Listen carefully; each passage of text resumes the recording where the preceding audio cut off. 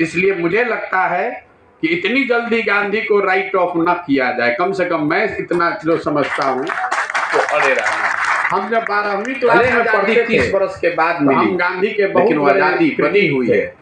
सुभाष चंद्र बोस की जो मेरा एडमिशन, हम भी सुभाष चंद्र बोस के बहुत बड़े फैन रहे हैं, लेकिन हमने एक किताब पढ़ी जिसका नाम है the parallel lives. Rudrangshu Mukherjee Bengal के आदमी, दिल्ली के वाइस चांसलर, उन्होंने एक किताब लिखी जिसमें जवाहरलाल नेहरू और सुभाष चंद्र बोस, जो दोनों समकालीन थे, एक ही उम्र के नेता थे, उन दोनों के लाइफ को उन्होंने एनालाइज किया है और ये निष्कर्ष निकालने का प्रयास किया है कि गांधी ने बोस और नेहरू में नेहरू को क्यों चुना है। कहीं ना कहीं उस किताब को पढ़ने से आपको लगता है कि गांधी का डिसीजन सही था। अगर आप जिस जर्मनी की आप बात कर रहे हैं, आप कैसे नाजी राज को जस्टिफाई कीजिएगा अगर बोस की बात मान ली जाए और जब वो हिटलर के हमारा सबके बीच में हमारे सबके अभिभावक और रिटायर्ड प्रोफेसर आदरणीय एसपी मंडल साहब तो उपस्थित छथिन। हम सबसे आग्रह करबे जो वहाँ सबके बीच में अपन विचार के रखते एक जोरदार ताली हम चले जाए।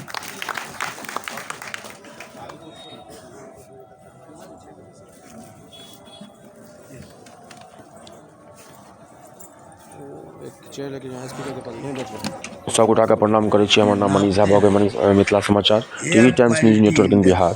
अखन जो हमरा सबके लोकेशन यऽ वो छै हवाई अड्डा के लोकेशन यऽ, मधुबनी के हवाई अड्डा। अतः प्रशांत किशोर जी के यात्रा में छै जेपी सर और बहुत सारा वरिष्ठ मेंबर मधुबनी के जो आन बान शान छै वो सब हुनका उपस्थित दर्ज केलखिन। ओहोमे जेपी सर के किछु यादगार अपन गांधी के जमाना के बाद, सुभाष चंद्र बोस के जमाना के बाद, प्लस प्रशांत किशोर जी के अपन जीवनी के 10 साल जो अपन देलखिन, 6 गो मुख्यमंत्री देलखिन भारत सरकार के, ओहो अपन जीवन यापन बतेलखिन। तो बहुत सारा अपन यादें पीके कहलखिन कि आखिर हम लोग सब चर्चा का गली मोहल्ला में चर्चा के विषय छै कि आखिर जे छै से प्रशांत किशोर किया घूमि रहल छै, ओहिके पीछे रीजन की छै। और आखिर सबसे ज्यादा यदि पॉलिटिक्स यदि कतौ होइ छै तो यूपी बिहार में होइ छै। हर घर में, हर समाज में एगो नेता बने के इच्छा चाहै छै, लेकिन लोग जे छै से एहिमे पढ़ल लिखल लोग नहीं आबऽ चाहैया। तो हमरा संकल्प यऽ जे पढ़ल लिखल लोग आबी, एक जन स्वराज के अभियान से जुड़ी और जन स्वराज के अभियान से जुड़ला के बाद जे छै से बिहार के एक सही दिशा में ले जाए। आखिर बिहार में एक शिक्षित मुख्यमंत्री हेबाक चाही, एक शासन हेबाक चाही। आखिर बिहारी क्या कहल जाइ छै पूरा भारत में, और आखिर बिहार के लोग बाहर के तरफ पर्यटन क्या करै छै, शरणार्थी क्या बन गेल छै।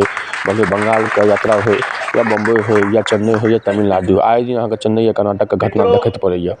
तो बहुत सारा सवाल रखलखिन पदयात्रा के दौड़ जे छै से अहाँके हवाई अड्डा के लोकेशन रहे, और लोकेशन से अपन पूरा जे छै से अपन 10 साल के जीवनी के प्लस 10 साल के क्रियाकलाप के कहानी कहलखिन। और प्लस जे छै से ई जे यात्रा रहे अहाँके ओजका जितवारपुर वार्ड नंबर 1 से लेकर चौहच्चा मोड़ हम सब कवरेज केलहुँ। चौहच्चा मोड़ थाना मोड़ भोआरा होइत ई लोकेशन पहुँच गेलै हवाई अड्डा पर। तो टोटल आखिर पीके के केना पीके बनलथि और पीके के जीवनी और पीके के ई 14 महीना के संकल्प यात्रा के कहानी, तो बहुत सारा बात छै, बहुत सारा यादें अपन देलखिन। और समाज से वह रिक्वेस्ट केलखिन जे अहाँ एगो एहन सीएम बनाओ जे परिवारवाद से मुक्त रहे, जे परिवार से बैकग्राउंड नहीं रहे, एक मिडिल क्लास फैमिली से रहे, ओकरो बेटा मंत्री बने, एमएलए बने, एमपी बने, और एक सुयोग्य सरकार का गठन हो, एक शिक्षित सरकार गठन हो जे कि बिहार के बच्चा के रोजगार के लेल, बिहार के बच्चा के शिक्षा के लेल और बिहार के समाज के विकसित के लेल ओहि क्षेत्र में काज कराए। तो बहुत सारे बातें रहले और बहुत सारे यादें रहले। तो तमाम अहाँके लास्ट तक वीडियो देखबै तो अहाँके ओहिमे जानब। अखन हम लै छी वाणी के विराम। अहाँ सबके यदि हमर सबके वीडियो नीक लागल हुए पदयात्रा के तो अहाँ सब like share TV times news network इन बिहार मिथिला समाचार के live subscribe. Thank you very much. Anjali Jha Manish Jha के साथ ये लोकेशन है मधुबनी का एयरपोर्ट का। Thank you very much. Transfer of power हुआ था, ट्रांसफॉर्मेशन ऑफ पावर नहीं हुआ था। सत्ता का हस्तांतरण हुआ था, रूपांतरण हुआ था। आजादी ही आपको ठीक से अच्छी नहीं मिली, आप आजाद हुए कब? इसलिए कभी कभी मैं बोलता हूँ, जी में आता है कि मुद्दा चांद तारे नोच लो, इस किनारे नोच लो या उस किनारे नोच लो। मित्रों, आज से करीब 5-6 साल पहले की बात है। प्रशांत जी आपको याद वो बात होगी, मैं आप आए थे उस वक्त, मैंने इसकी चर्चा की थी। ऋषिकेश में हम लोग मिले थे और भारत के बहुत बड़े बुद्धिजीवी लोग बैठे थे। हमारे एक मित्र हैं गोविंद जी, जिनको लोग गोविंदाचार्य की तरह जानते हैं। तो लोगों ने कहा कि भारत का सुधार कैसे होगा। तो मैंने कहा लोगों की, भाई आप लोग लिखिए किस पर कैसे होगा। तो लोगों ने मुझ पर कहा कि नहीं आप ही लिख डालिए।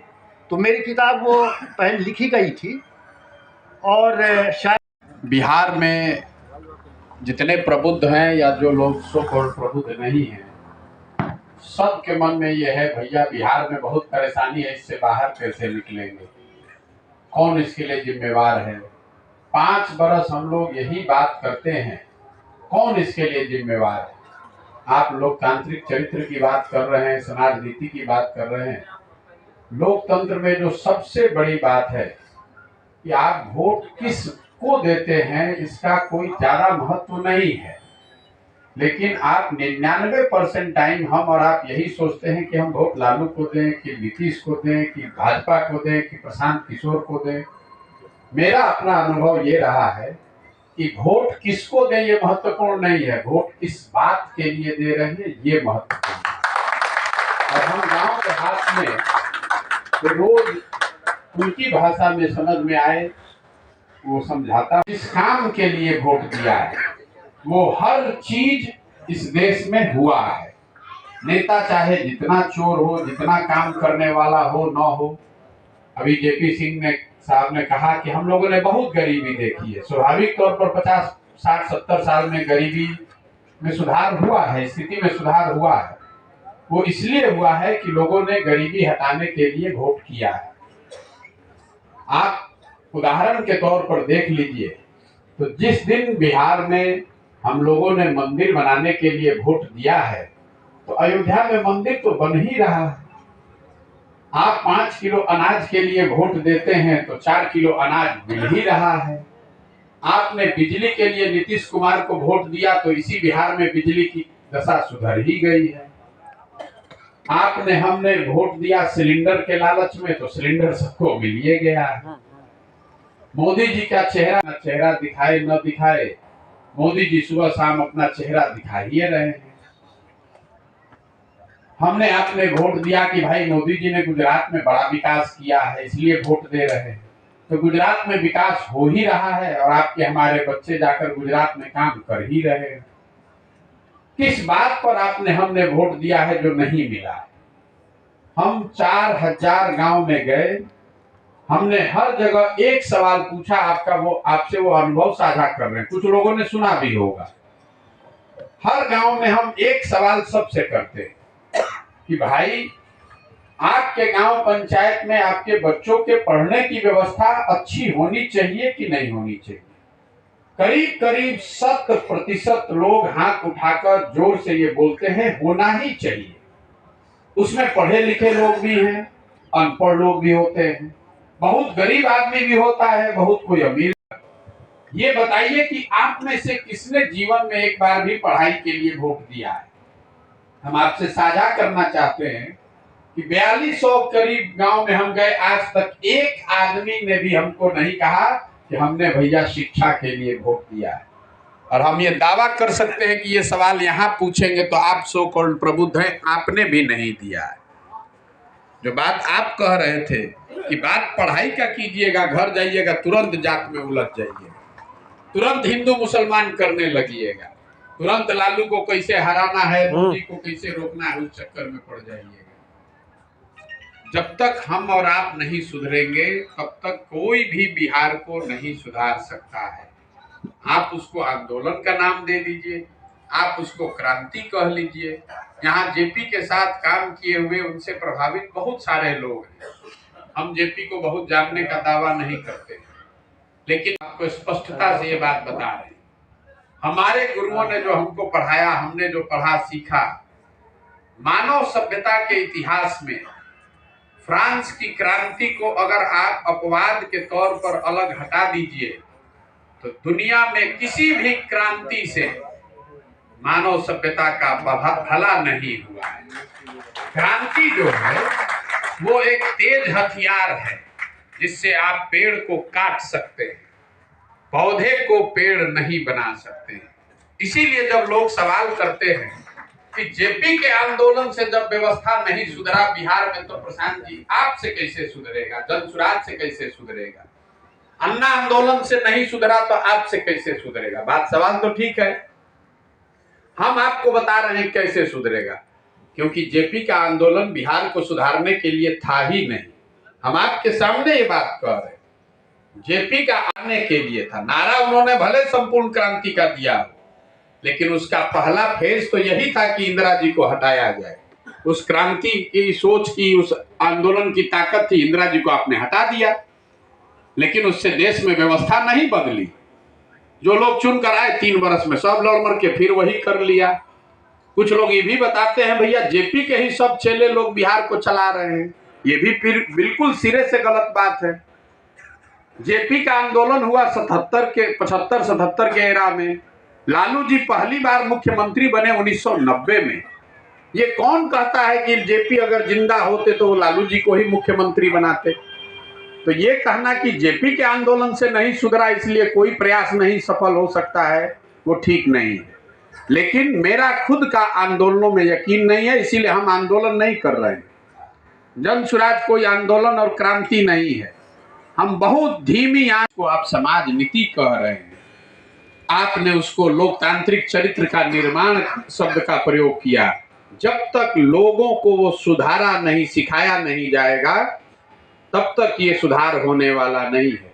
आपने गांधी और बोस की बात कही, मैं आपसे डिसएग्री कर रहा हूं। अभी हम कलकत्ता में बोल रहे थे, वहां पर एक बहुत बड़े विद्वान, उन्होंने गांधी के रेलेवेंस पर चर्चा की। मुझे बुलाया गया था इसलिए कि भाई गांधी की बात लेकर हम चल रहे हैं। उन्होंने कहा कि गांधी नहीं होते, गांधी के नेतृत्व में आज़ादी मिली, उससे क्या फायदा हुआ, ये गलत हो गया, वो गलत हो गया। हमारा ये कहना है कि ये बहस ही बेमानी है कि गांधी के वजह से आज़ादी मिली कि नहीं। गांधी नहीं रहते तो भी आज़ादी 10 वर्ष आगे या पीछे मिल ही जाती। गांधी का कंट्रीब्यूशन आज़ादी नहीं है, गांधी का और ये हमारा आकलन नहीं है। 50 के 60 के दशक में दुनिया में जितने देश आजाद हुए, उसमें भारत ही शायद एकमात्र ऐसा देश है जहां लोकतंत्र की नींव हिली नहीं। कहीं भी किसी राष्ट्र में दुनिया में देख लीजिए, हर जगह गड़बड़ हो गया। कहीं कम्युनिज्म आ गया, कहीं इलेक्टेड ऑथोरिटेरियनिज्म आ गया। तो गांधी का कंट्रीब्यूशन ये था कि उन्होंने वो चरित्र निर्माण हम लोग के नेताओं में किया कि कम से कम हारे जीते चोरी करे, लोकतंत्र को नहीं बेचा, लोकतंत्र बचा रहा। तभी तो हम लोग बैठ के बात कर रहे हैं या सुधारने का सोच भी सकते हैं।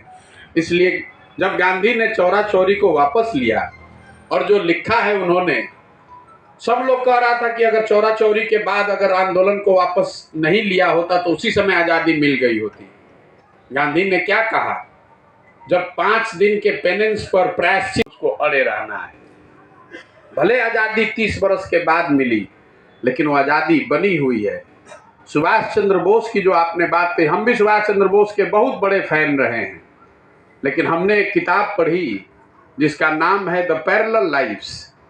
रुद्रांशु मुखर्जी, बंगाल के आदमी, दिल्ली के वाइस चांसलर, उन्होंने एक किताब लिखी जिसमें जवाहरलाल नेहरू और सुभाष चंद्र बोस, जो दोनों समकालीन थे, एक ही उम्र के नेता थे, उन दोनों के लाइफ को उन्होंने एनालाइज किया है और ये निष्कर्ष निकालने का प्रयास किया है कि गांधी ने बोस और नेहरू में नेहरू को क्यों चुना। कहीं ना कहीं उस किताब को पढ़ने से आपको लगता है कि गांधी का डिसीजन सही था।